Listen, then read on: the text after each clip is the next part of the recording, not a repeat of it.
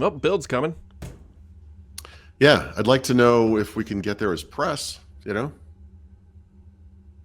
Never good I'm enough asking for too you. much. We know the dates. Yeah, I had heard these dates earlier, so I'm glad those are correct. But Yeah. yeah, good. I mean, I can't wait to see all the Windows tracks. There might actually, well, Well, let me qualify. There might be Windows tracks this year, but it's all going to be about how to incorporate AI into your Windows app, but not using UWP. I think yeah. Well, yeah, I don't know. There's no story there. I think that it's all going to be, yeah, just AI Copilot, and it will Of work in course. Copilot on Windows 10 or 11 or whatever. Yeah. Of course, there'll be like how to make your data exposed to Copilot, how to let Copilot scrape your data, how to let Microsoft Jeez. know your social security number. Copilot is like a vampire, Brad. You have to invite it in, and once you do, it's all over. Dude, here's my brilliant next startup product idea. We're going to create a product called Garlic. Yep. And it's That going to be keeps like the AI keeps vampires the AI away. away. Oh my god. You thought tracking was bad. Welcome to Count Copilot. Oh man, that it is kind of like everybody kind of freaked out when like cookies on your machine while browsing the web. Well, what if it just got literally every document on your device? I mean, we have a word for this kind of software. It's malware. So here's a real question for you that I don't think we know the answer to. So one of the things that Copilot is saying you can do is that it can look at data in OneDrive. Like it can go, it'll eventually Yeah. be able to. Now Microsoft Right. hasn't come out like fully cleared out how all this works out. However, in OneDrive, there's a thing called your personal vault, which is like another layer of extended security. By the way, layer. Have you ever tried to get into this thing? It's like Yeah. 14 layers. Yeah, no, I Go use it. on. I actually use the vault. No, I use it all the time too. I use it for like passwordy type things or whatever. Yeah, like important stuff, like serials. Yep. anything like related to our house or important documents. Photos of your license, passport, credit yeah, cards, like good things stuff. like that. Yes. Yep. Is Copilot gonna go snooping through that? Well, Brad, Copilot acts on your behalf. So Which is really this scary is because this is an open question for sure. Now, hopefully not, right? I mean, or hopefully that's why would anyone want to give Copilot access to that? no, like I would never want to type into a random computer bot, be like, hey, what is my social security number again, or my driver's license number, or my passport number? And I have it can only actually- imagine that going poorly. Okay, here's an idea. I mean, if this is this is the stupidest thing I'm ever going to say because it's never going to be like this. But if it was created correctly, it should say something like it should give you a prompt that this requires access to your something, whatever it is, and let you do it that way. But because I could imagine you're out in the world, right? You're in Honduras, in the back of a Jeep, and you need the 3-digit code in the back of your credit card number to get on a plane and get the hell out of there or whatever. And maybe that would be a way, and you've got the Copilot app on your phone. Maybe, I don't know. Maybe. Hey, yeah. I don't know why I just came up with a romancing the stone answer to the question, but anyway, you get the idea. Yeah, I don't know. I don't know. Like these are all the things. Actually, interesting. Like I find this stuff interesting. NVIDIA announced this week it's called like RTX Chat, which does effectively that. Like you can point it at a document repository, your own on your device, and it's as long as it's in certain formats like PDF, text, Word, or whatever. It will then all the normal formats, create that effective local search, which to me is honestly way more interesting than what Copilot is doing. You will recall that when I don't know the timing, but last year we were talking about how Microsoft has the graph and all blah blah blah, and then there was this like, why are they being so crappy in Windows 11? And I explained because based on two people who told me this, that this is their consumer play. I'm so sorry. I tried to hold that one in. And then, like you just referenced, the language Copilot for OneDrive has come up recently, and so this will be a thing at some point. But interestingly, this NVIDIA product, which is free, by the way, there's some hardware requirements, right? It works with a specific GPUs and then NPU, and probably mostly GPU, right? Is that thing. And so this thing we're talking about where you can use a GPT or whatever we want to call these things to access all of your files somewhere on your computer or wherever it might be.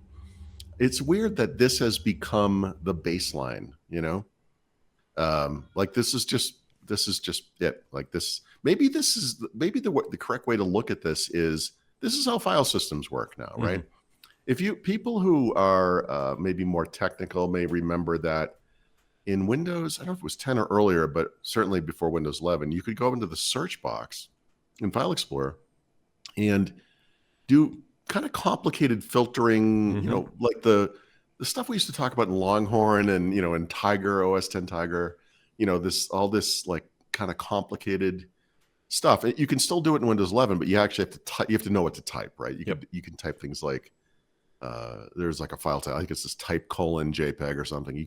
There's ways to do it, but maybe this is the natural extension of that, because no one knows how to use that stuff, right? And what you really want is, I want that picture from my 29th birthday, the one with Susie in it or something, and then it just comes up, and maybe this is the culmination of the Cairo object file system, and oh wow, right? I mean, maybe this is just technology catching up. I don't know. It's interesting. We live in interesting times. The funny thing is everything you just said doesn't need AI.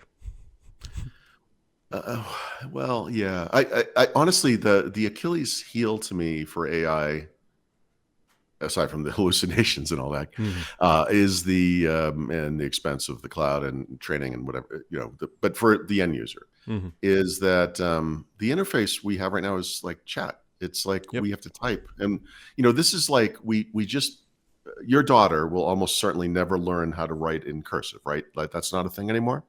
My children did not learn this, so they look at like, I didn't actually know that they'd stopped. Oh yeah, years ago. No, I don't. Maybe it's different. Granted, I think I learned cursive in 3rd grade, and she's obviously past 3rd grade and never did. Yeah, so I bet she never does. She used to call it curses. Curses, nice. So my mother or my wife's mother or somebody will write our kids a note, like for happy birthday or Christmas or something, and they have to them it looks like Egyptian hieroglyphics. They have to be like, what is this? Like they have no idea. They can't even read it, right? So imagine that generation one day, they're the 11th grade, and they're like, hey, as it turns out, writing is a big thing again, so you got to learn cursive now. That's what having to type now is for a lot of people, because they're like, wait, what do I have to do? And I obviously there's voice, but voice to me, I don't know, maybe I'm wrong, but in my case certainly has evolved as sort of a crutch on devices. Like I personally can't type very well on a keyboard still after all these years. I had an iPhone on day one and I still can. I'm just broken that way, but I'll often speak like text messages, right? And then go back and edit all the mistakes. We need a better way to express ideas, and I don't know what that GUI looks like, right? I guess it depends on the tool. Yeah, I don't know. I mean, it's easy. Some things are simple. If you look at a photo, you want to eliminate the guy standing in the background. That's easy enough, right? You click or tap or whatever. But like you want to create something, I guess you have to type or talk, right? Yeah, I don't know if we are ever going to release this app, but one of the tools we've built at Stardock that I actually use almost every day is, so anybody on the planet can go out there and get a ChatGPT API token. It's not like some big thing. So it's, you type in your question or your query or whatever, and then it gives you a response. And then we built just a quick hacky little tool that allows you to modify that response purely with your keyboard. So things like make it more casual, make it more click friendly, make it more whatever. And to me, that's not changing the interface, but that's the tool that is actually the most helpful. Is like you can give it a phrase and say, make this more professional. You're talking about refining it, in other words. Yeah. So, I mean, even Copilot has the basic right up front. One of the first things you see are those 3 buttons. Like, oh yeah, more creative. We're not breaking any ground with what we've done.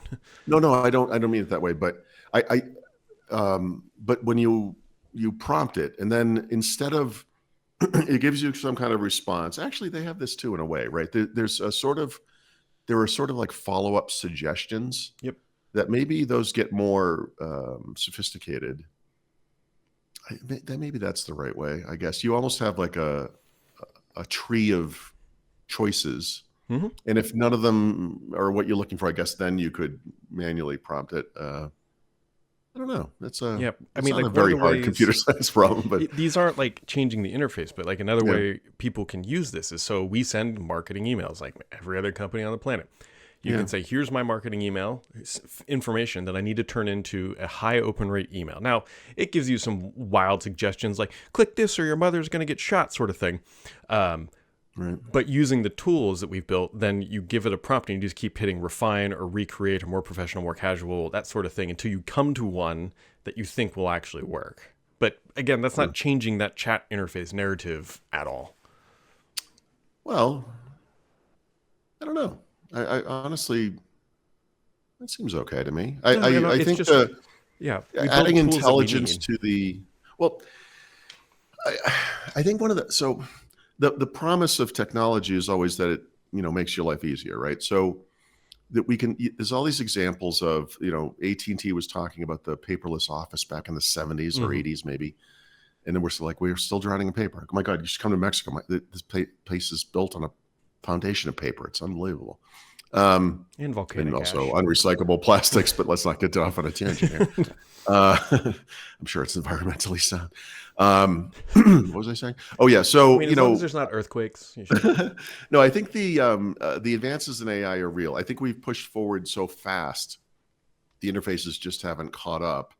And in the beginning here, and I think we're just starting to get past it. And you're describing a step in that direction too. Is to get to these incredible capabilities, you have to do more work than maybe you're used to, right? Because ideally, no, not ideally. Like ultimately, this will happen. Like the idea is you'll be out in the world, you're standing on a street corner, and you say, "Which of these restaurants would I like the most?" And it knows everything about you, it knows everything about the places, and then accurately says, "Go to that one over there," and that kind of thing. Like you don't have to keep fitzing to get to the right answer, but when you do have to follow up, it becomes that thing we started to go down the path of with Cortana maybe, or whatever, digital assistant. Like it becomes a conversation, it's a back and forth. And I think we have it. We just need, if we could just pause for a moment because everyone's pushing so fast. That part of the UI, so to speak, is what we need the most right now, I think, right? To make the conversational part make sense. Maybe. Yeah.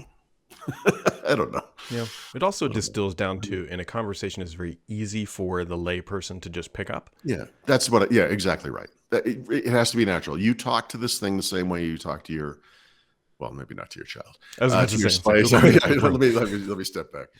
I'll give you something I'll cry about. No, I don't mean it like that. Although I would probably talk to AI that way. You know what I mean? Like just have it be very natural. You're pretty natural. It's happening.